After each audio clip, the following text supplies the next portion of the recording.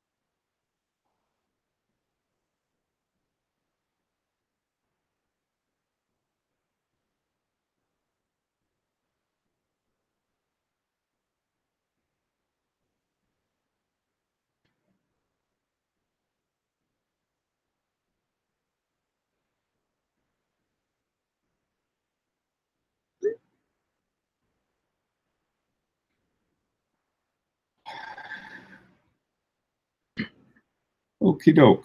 Um, oh, I I was getting everything all set up. Um, Hang on a second. Let me get this. Righty. It's chat. Okie doke. All right, I got my chat open, and I'm hoping that Clyde will be along in a second. So let me say this. Say hello. Say hello. Bingo. Okay. What I hope to do today, and let me see. Okay. Um, I'm hoping that that Clyde will have be up here, and we both can. Oh, hang on a second.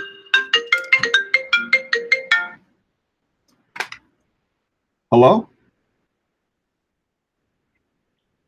Okay. I'll send you another one. Okay. I'll send you right from the invite. Okay.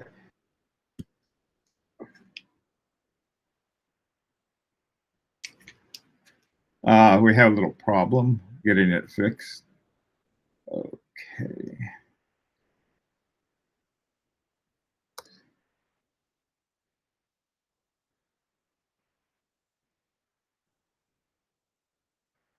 Righty. Let's see.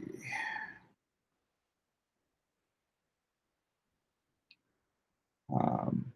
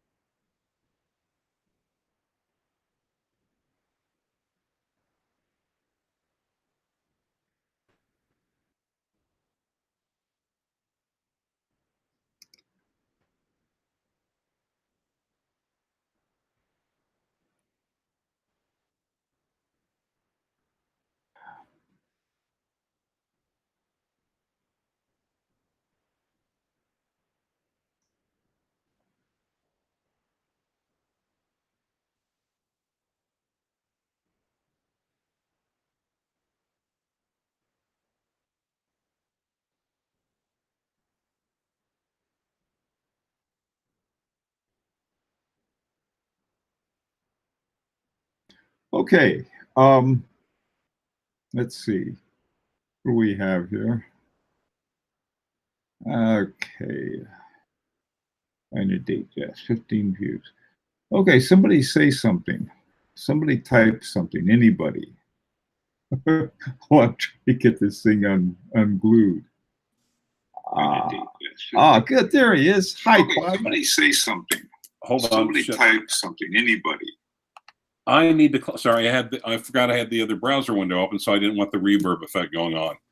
Okay, after 4 tries, 2 middle-aged men finally made the internet work. Indeed, I did. Anyway, this is what I wanted to talk about today. I don't own a Rolex, but I have a decent watch collection, and one of the things I thought, well, if I got a Rolex, maybe I'd like to get a Datejust, and I like the Datejust just because. Okay, so what happened? I went to Rolex.com. I found the Datejust I liked. It was oyster steel with a Jubilee bracelet, a plain bezel, and let me see what else. I think that's and a blue dial. Okay, and it was like $7,400, something like that. All right, so I started looking around, and it's very different environment. I found one at Joma's shop that was probably an older one, in condition 0, brand new. That was cost more than that. Wait a minute, Joma's shop has everything a lot less usually. So anyway, we got to talking about that. It's sort of an interesting phenomena, the way that Rolex does business, and there's sort of like I was talking to Clyde earlier, and it's sort of like a subculture. There's sort of here you have watch collectors, and then you have a subculture of watch collectors who are Rolex collectors, and then you have people who they have, and in a lot of the collection reviews they've seen is they'll have some Rolexes, but they'll have a lot of other things too. So it's a very interesting kind of place to do watch collection, and I'm sure there's a lot of Rolex owners in contact with one another who swap and trade and do whatever other watch collectors do outside of this system. Clyde, you want to hop in here and tell me about what your experience that you had recently with purchasing a new one? Oh, sure. And real quick, in honor of this live stream, I redid the art here in front of my computer. Oh. I don't have a beret. It's the best I could do on short notice. Okay. Well, yeah. You need some work on that wall behind you.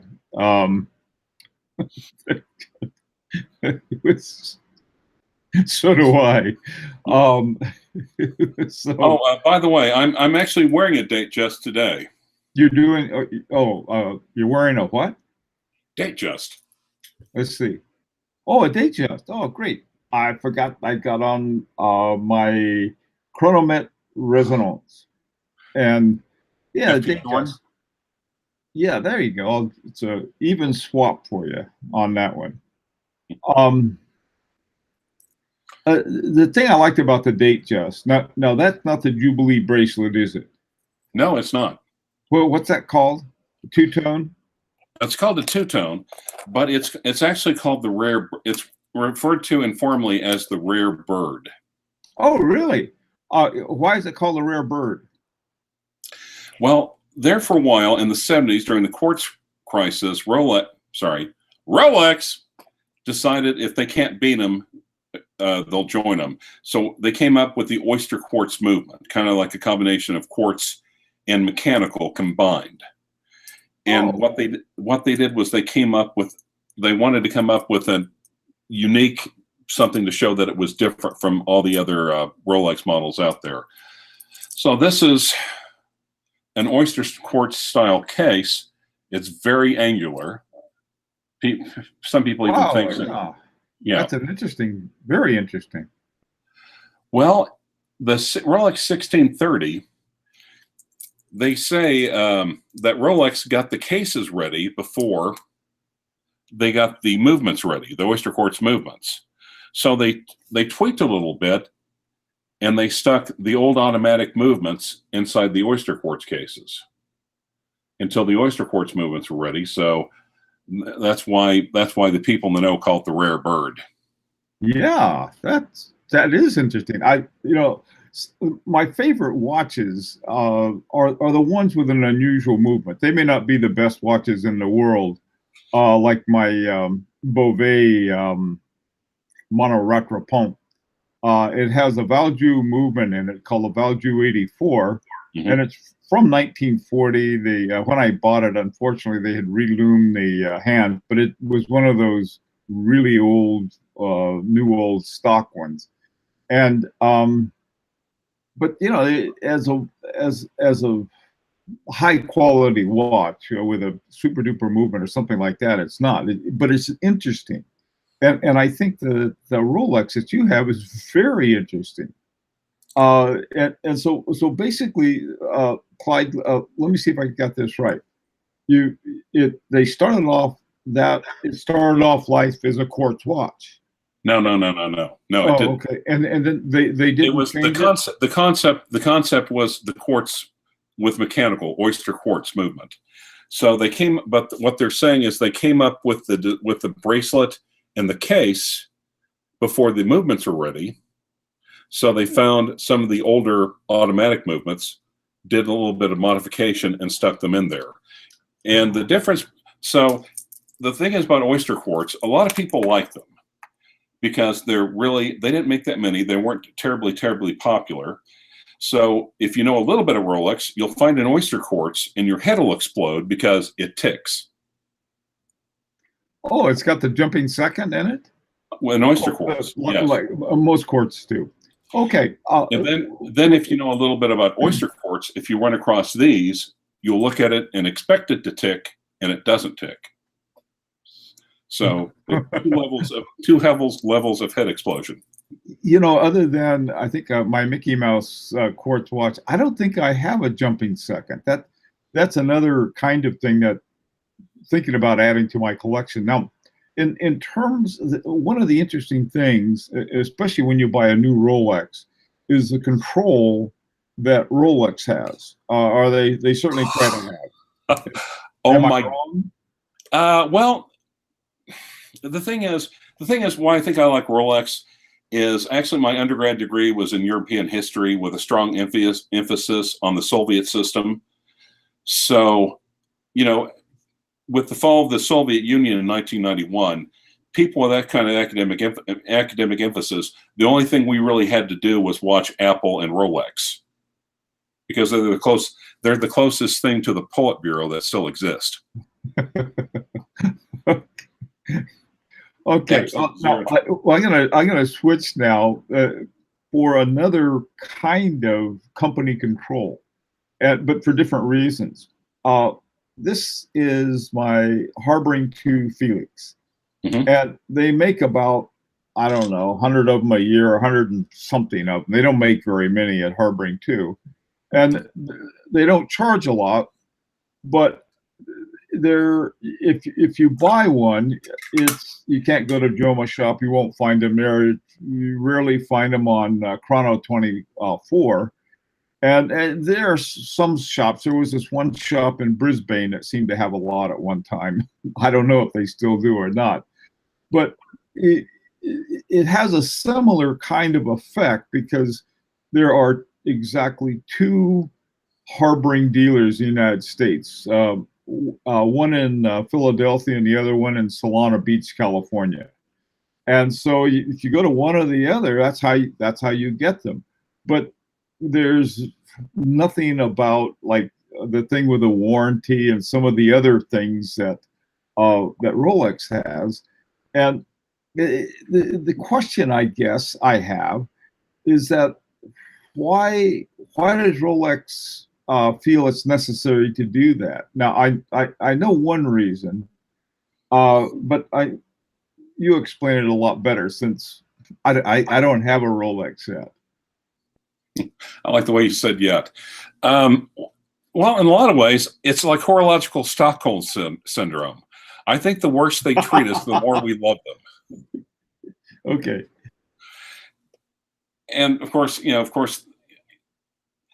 there's a lot of things. Also, I mean, let me say one thing about Rolex, okay? If you go to any manufacturer's website, if you go along the menu bar at the top, somewhere on the far right, you will see a Contact Us button, right? Uh-huh. Rolex does not have one. They don't. You can look far and wide on that site. They don't have anything on there because they don't really want to talk to you. Does that blow your mind? I'm listening to you. What I'm doing is that I'm fumbling here to get to plug in I'm using my portable. There it is. Wanted to plug in the power. Sorry. Go ahead. Yeah, Rolex doesn't view the end customer as their customers. They view them as a necessary evil that they have to endure to make millions of dollars or possibly billions of dollars. I actually was looking at a Batman, a GMT2, ceramic black and blue. Now, the dealers don't call it the Batman, they call it the Bruiser. Because it's black and blue. Yeah. But literally, I had one. And after being told they were being made out of unobtainium, I was received an unexpected phone call and from the local AD, actually not too far from the courthouse. So literally, cash. So I go in there and I'm like, just all sorts of happy because I was going to get one. Tried it on, it fit just right out of the box. Starting to fill out the warranty card, and they said, and we're going to take off all the stickers, and I'm like, whoa, hey, you didn't. Funny thing is, that sounded like a demand. That didn't sound like you were asking me. I'm paying full MSRP for this watch in cash. So I think you need to ask me before you do something with the watch that's going to be mine in 5 minutes. Okay. So, yeah. All right. Go ahead. And like I said, I come from a family of itinerant Irish dirt farmers, and we can get stubborn. What? I don't think so, son. I mean, it's just like, I'm paying full MSRP for the watch. You're acting like I'm doing you a favor. And I just and the guy was actually kind of apologetic, and he showed me an email from Rolex. He said, we have to take off. We have to do this. We have to fill out the warranty card. We have to de-sticker the watch, peel anything off. Before this, we cannot let you leave the store with it.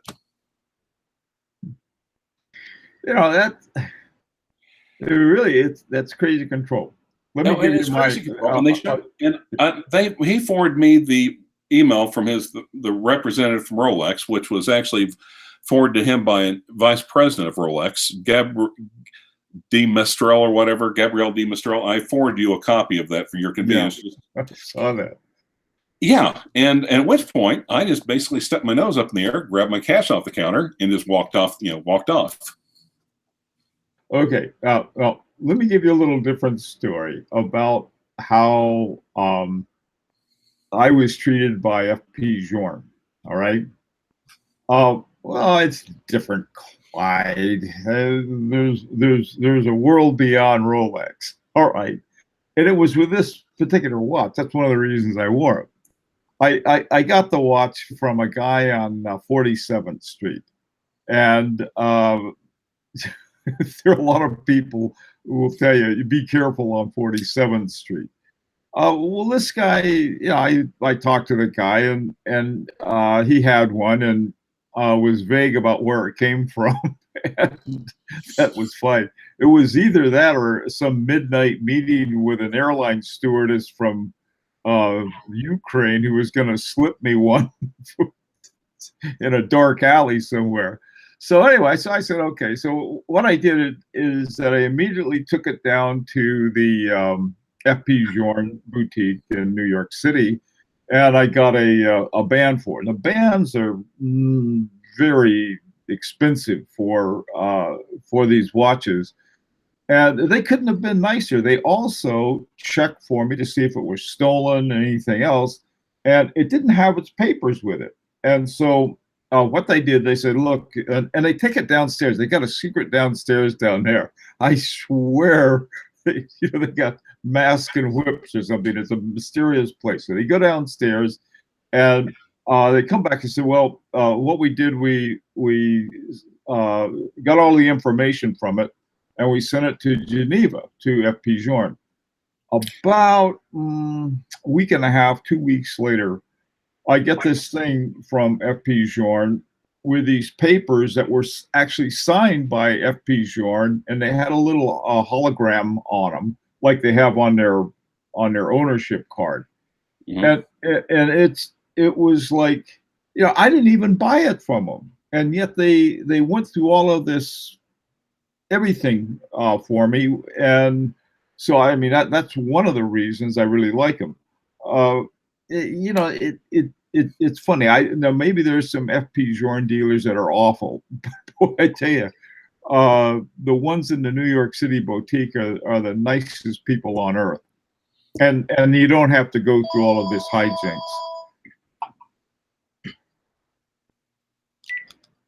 If you want to go ahead and answer, I'm totally used to it considering where I came from. So also, if you want to get up and wander around for 20 minutes, I'm totally fine with it. I forgot to take the phone and hide it under a pillow somewhere. Sorry about that. Hang on a second. Oh, my wife got it. Okay. Well, okay. Sorry, I completely lost my train of thought. Where are we? Oh yeah. Actually, I had a nice surprise. A good friend of mine. I've got the Rolex Speedmaster, a birth year watch with a 321 in it. It's a reference 1.105.012.66, which is actually from 1967. A friend of mine was actually able to contact Omega from Canada, and it provided him all the information. And I should be in the next day or two be receiving the extract from the archives from Omega, telling me about the history of my watch, when it was made. And it actually says, it was sent to the United States. Oh yeah. And yesterday it turned 51. The watch? Yes. Oh, happy birthday.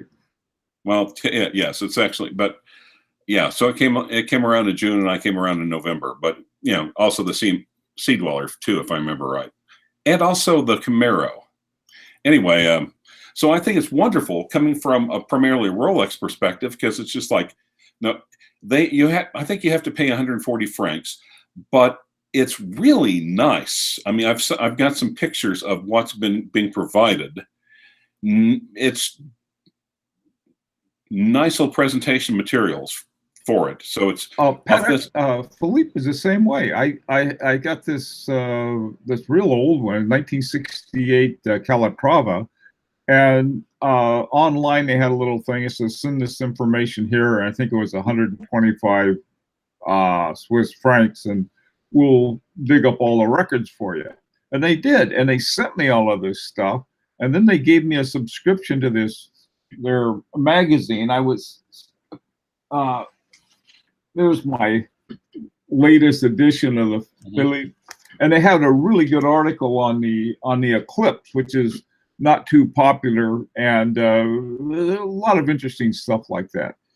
Vacheron Constantin is the same way. I had three. I'm down to 2 VCs now because I had to trade one in.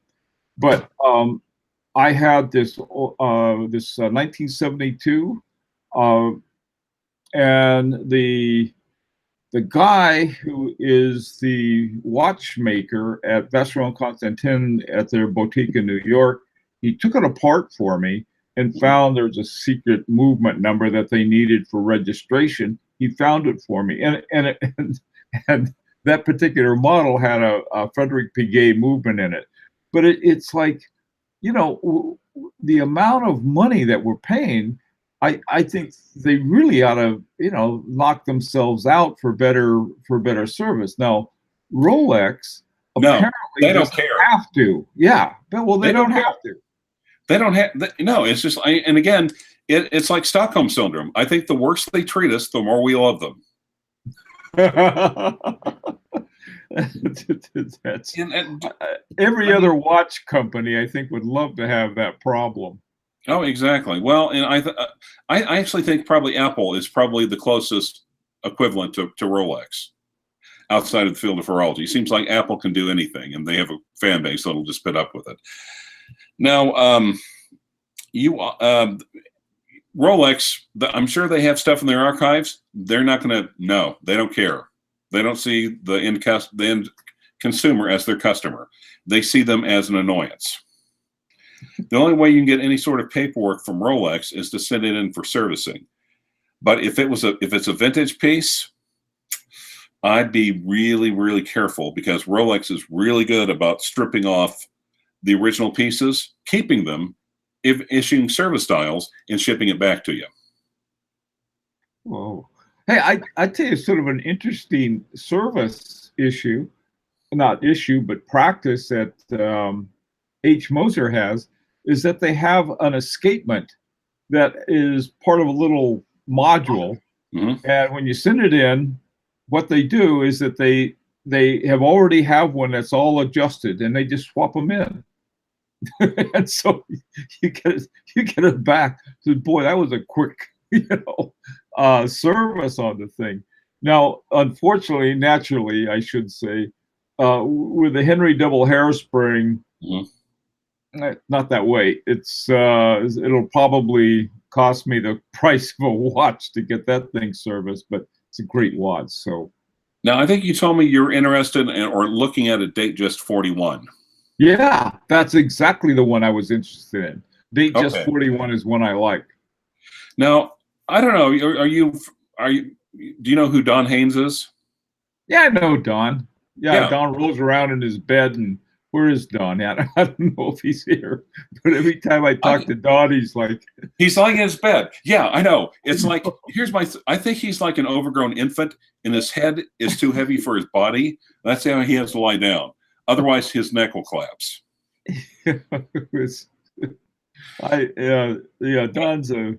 Don's a great. I like Don. Yeah, Don's a lot of fun. Oh, he is. He knows a lot of stuff too. And he's a real movement nerd. And I've got a little Facebook group called FIS, Premier Horological Institute of Swiss Timepieces. And there's actually a fellow with the exact same combination that you're looking at. His name is Dudley Gaddis. He has a smooth bezel, blue dial, Jubilee Datejust 41, and he also has a Blancpain mil spec. Blancpain. I just had a little surprise with several Blancpain, and it's some that were just more incredible that I didn't even know existed. Mm-hmm. This guy's collection that he sent in had one of the most complicated Blancpains they make, and it is amazing. But other than that, Blancpain is one of those brands that I like, because I like, and I'm not too sure about it at the same time. The reason I'm not too sure about it is that they're owned by Swatch, and there's always like, well, what did they put in there this time? But on the other hand, their movement is the Frederic Piguet that they basically took over. One of the funny things about that, at one time, Frederic Piguet bought Blancpain, and then they became separated, and then it went back when Swatch bought both of them and decided that Frederic Piguet belonged to Blancpain and became manufacturer Blancpain. Well, the funny part is that you always hear the arguments online about Blancpain 50 Fathoms. They square off against the Rolex Submariners every time. And they always argue about the history and da-da-da. We were first. Well, you ripped us off. Well, no, you ripped us off. Ours was military. But here's the thing. I also was talking about something recently. There the Zodiac Seawolf, which came out between the Blancpain 50 Fathoms and the Rolex Submariner, and it went deeper than either of them did at the time. So it came out later in 1953, before the Submariner, but it never really caught on as a luxury brand, so it's become a forgotten icon. I think they have now. Most people, the depth that they have to go to is pretty much the depth of their desk, But so, really, it's Submariners and 50 Phantoms are very popular, but I don't think I don't know what percent are actually people who own them are actually divers. And if I had one, I'd go out and get a Doxa or something and use that for the diver, and then just wear my 50 Fathoms or sub on dry land. Yeah, but on the other hand, was either the Blancpain 50 Fathoms or the Rolex Submariner so captivating that a serial killer took it as his moniker? No. They took a Zodiac. Yeah, he took the Zodiac. Hey, I got a story about the Zodiac. When I was doing research on the police, I went out, we went after the guy. We had a case, and I was with an investigator, and he told me about it. And this was in Santa Barbara. The guy apparently was, he killed a bunch of people in Riverside, and then he did up in San Francisco. And in a way, it wasn't a surprise. They never did catch the guy. So it was like, Zodiac. What if you had taken an Omega, the Omega killer? Zodiac had that scary symbol and everything. Right. And yeah, funny how things could have changed out. Of course, as they say, known and proven are two different things. Yeah. Well, hey, listen, we're not getting any text chat over here. I don't have. Is anybody there? I mean, they're showing you got 38 people here. Does anybody have any comments or questions or anything? I'm looking at. I may have done something wrong and it's not there, but it says group chat. Is that the right gizmo? Clyde? Let me check it out. Let me check it on my phone real quick. I don't have my second laptop here, so I'm kind of. I just have my experience on the other channel. I'm kind of used to moderating, being the impromptu moderator. So I can get a little push. No, it's on there. I see statements from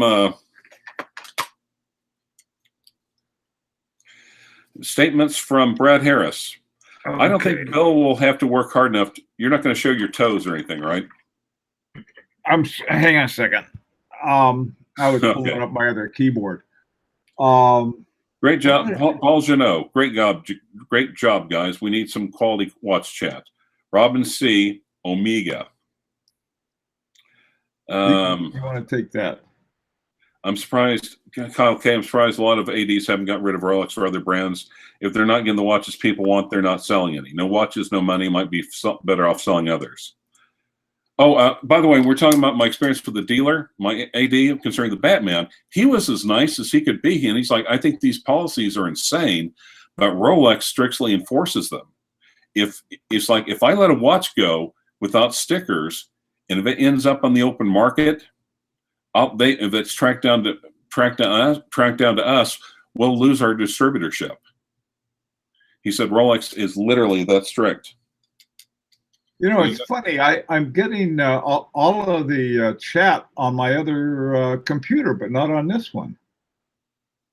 Bring is nice, but not for the price. Blue Shirt Buddha. I got back from picking up my very first Rolex. I got a 2016 39 Explorer reference 214270. First generation with light gold numerals. I love it. Now, what I like about the first generation is that some say Rolex got cheap and they used the leftover hands from the 36 millimeter. So it's almost like Tyrannosaurus Rex. The hands are almost too short to reach all the way out of the dial. I'm doing something wrong here because I've got on my big computer is I can see all of the chats and everything, but on the one that I'm using my portable because my portable's got a better camera in it, Anyway, though, Well, because you either have to have, because you'll have to have one window open for Google Hangouts, then you'll have to have another one open in YouTube to see the live stream comments. I see. Okay. And if you have that other one sounding, then you'll have reverb between the two, and it'll drive everyone nuts. Yeah, I normally got have a that second. now. I normally I have, got that turned on. I normally look into the MacBook Pro, then I've got the MacBook Air, not the Air, the MacBook to the right, and I use that for the live stream comments. But since I'm a guest, Yeah, I have a similar setup. I've got my MacBook Pro here, and then I got my iMac in the background, and I can see all kinds of oh man. Hey, listen, let me see. Rudolph, Kyle, Steve Bow, Neo, Blue Shirt Buddha, all you, Robin C, all you guys, Neo. I am so sorry. This is the first time I've done it right, and that was because it really is.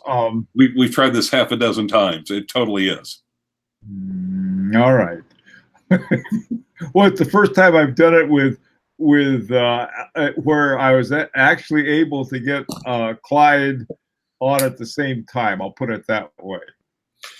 Okay. No. Okay. Well, listen, guys. Yeah. Datejust 41. Now, and like I said, Don is a movement nerd, and he is a huge proponent of this.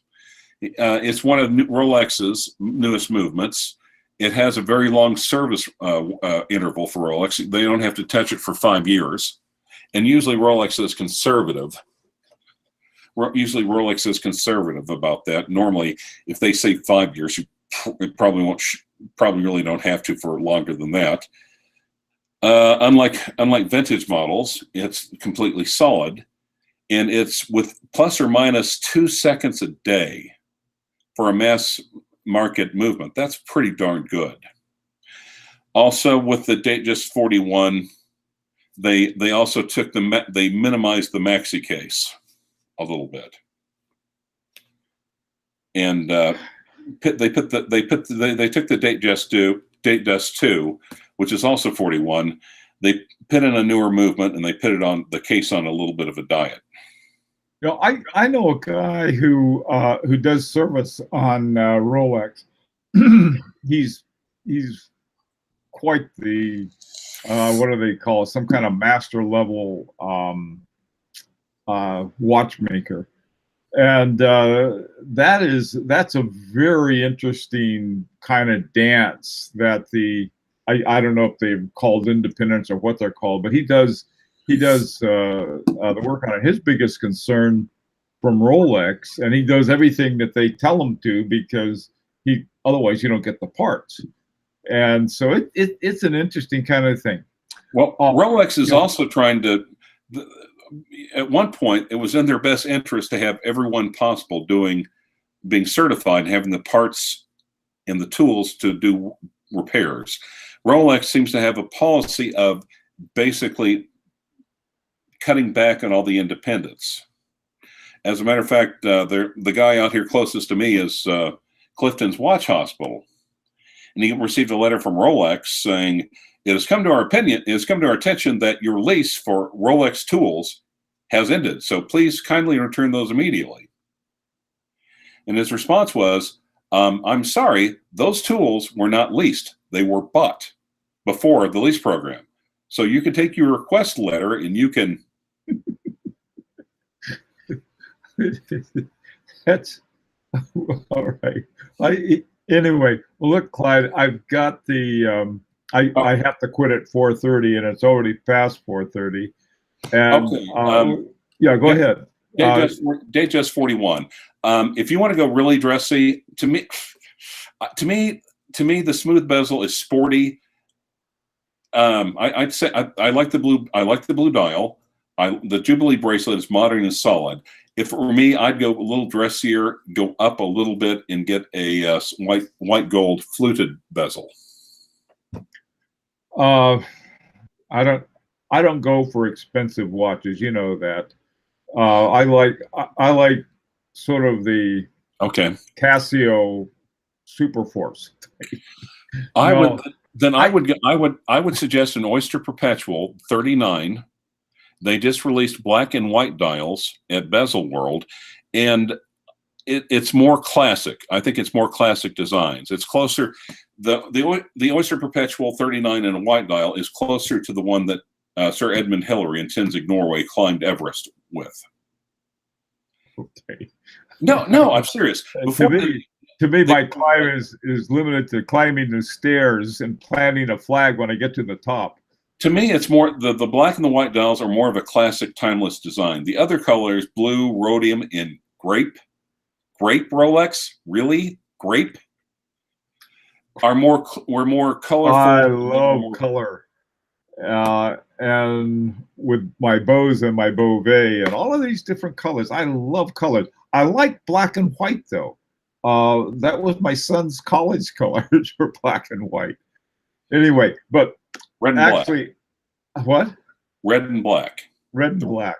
Yes. That's you mentioned red and black. Here's red and black to go with my shirt. Nice. Anyhow, Clyde, I tell you, I've got to wrap it up. I promised my better half that it'd be a half an hour, and then she could start swinging for the fences. So, well, and like I said, Datejusts are good. I'd get the one. To me, I'd prefer a black dial with a smooth bezel, but with an oyster bracelet because it's more of a sporty look. It's the closest one. And with Datejust, you always want to try to get those secondhand. Sports models with Rolex, they have a depreciation initially and then a slow appreciation. Dress models, slow depreciation. Okay. Let the first punter take the hit. Yeah, that's always true. That's always true. Okay, well, listen.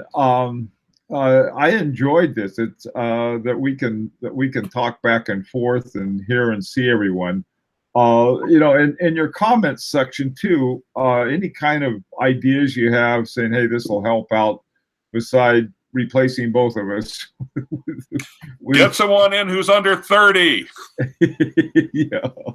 Or an IQ over 30. Either way, guys, seriously. Hey, we already have 2 IQs under 30, so. Oh, I said, or someone whose IQ isn't under, right, is over 30, yes. All right. So we'll see. And by the way, tomorrow I got another review with a lot of neat stuff. I'm very happy to see Dabber here. He had this incredible collection that I absolutely love. And hope to see you guys tomorrow at Watch Art Side for the next collection review. Would you like to do a collection review for me?